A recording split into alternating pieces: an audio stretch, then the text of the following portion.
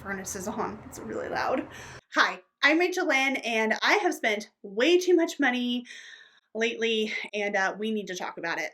I am on a journey to living a better, freer financial life. If you need a little bit of inspiration and motivation to get out of debt, build wealth, or live a better financial life for yourself, then go ahead and join me and click that red subscribe button down below. Hit the bell to get notifications, and we can inspire and motivate each other together. Last week, I was planning on doing a budget update for you. Well, it was it was not pretty. I was not very excited about sharing what was going on in my budget. Plus, there was a whole lot of other things going on, and so I didn't get to share my budget last week.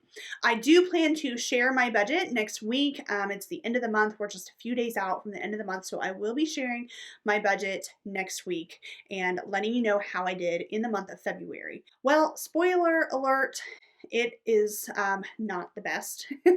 And I just feel like I needed to talk about what happened with my grocery budget. It's a lot. I am way over budget in my groceries.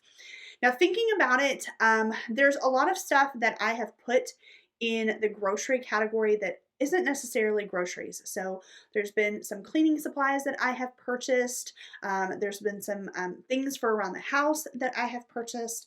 And then there's also, now that I'm really thinking about it, I purchased some Valentine's party supplies for my students. Yeah, I put that under the grocery. I didn't put that in my teaching budget. I put that under the grocery budget. My grocery budget isn't all groceries, but I am way over budget.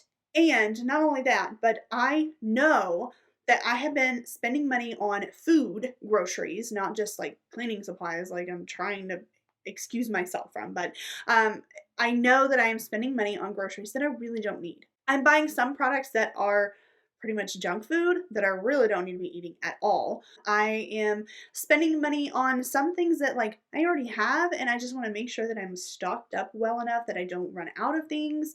So maybe you can be the judge. I think I have plenty of pasta. I've got chips and more little bags of chips.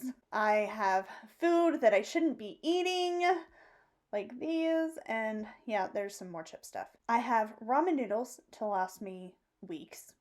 I've got backup cereal for my cereal. Here in my freezer, you can see just how much junk I have. There's plenty of ice cream products. And then my fridge, yeah, the fridge looks pretty good except for all the sodas. Not stuff that I really need to be drinking.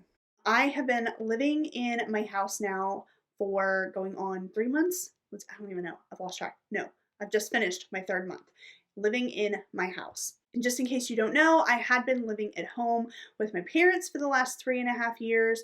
And before that, I did live on my own. It's been a while since I was in charge of purchasing my own groceries and since I was in charge of making my own meals. There's a lot of stuff that I've forgotten how to do these things. I mean, not completely. I don't feel like I'm starting completely from scratch when it comes to this stuff, but yeah, I need to get a rein on things, get a control on things, because I really feel like I'm going way over budget in groceries and I should not be. So what I have decided to do is do a modified grocery no spend. I guess it's kind of like a pantry, freezer, refrigerator cleanout challenge, but not quite.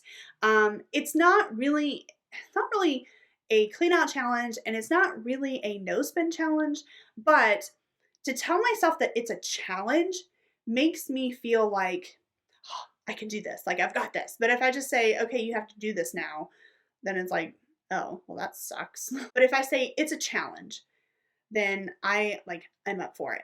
And so I don't know if you work the same way, but I know that there are plenty of people, I know that I have plenty of students that it's like, if I just tell them it's a challenge, like they're all for it. But if I say, we're going to do this work, they don't want to do it. So I'm kind of the same way. So here are my kind of modified, whatever kind of challenge this is. I want to spend as little at the grocery as possible. I have plenty of food to get me through quite a while. The grocery budget is pretty much the only thing that I feel like is out of control right now. I'm not really spending in any other area other than the fact that a lot of my grocery spending has been from other categories, but a lot of that is stuff that I need for around the house. I don't know if I need to like go in my budget and like rearrange some categories, make a new category, like a household category, put in a sinking fund. The problem I have with that is that a lot of times when I go to the grocery to get food, I will also pick up things that I need for the house and they go in the same receipt, and it takes a little bit more time to divide those things up. And I've done that in the past and it hasn't always been like a huge deal, but I don't know, like I'm just trying to find a simpler way to do things. If something gets too complicated, you're less likely to do it. And so the same thing goes with budgeting and saving money, because that's part of this challenge, is to see, am I really way overspending in food and groceries, or is it other stuff and I'm just counting it wrong? I want to go as long as possible without spending any money on groceries. I know that I have been buying things that I really don't need to be buying at the grocery that is food related. I want to cut back on that. And I also want to see, is it really the food part that's the problem, or is there something else going on with my budget? And so that's what this challenge is all about. There are things that I do need to be eating. I do need to be eating fresh produce. I do need to be eating some dairy products like milk, those things I do need, and I do need to replenish those things from time to time. I will allow myself to purchase at the grocery fresh produce, so fruits and vegetables, dairy products like milk and cheese, and yes, creamer for my coffee because, yeah, I need the coffee. Bread. I really haven't been eating a whole lot of bread, and I don't buy like the expensive bread either. It's the cheaper bread. If I get to a certain point in this challenge where I do need some more meat, like chicken or ground beef or just anything like that, in order to make decent meals, then I'll reevaluate. Everything else is pretty much off limits. But right now, the challenge really is to see just how long I can go. So if I can make it past March, that'd be great.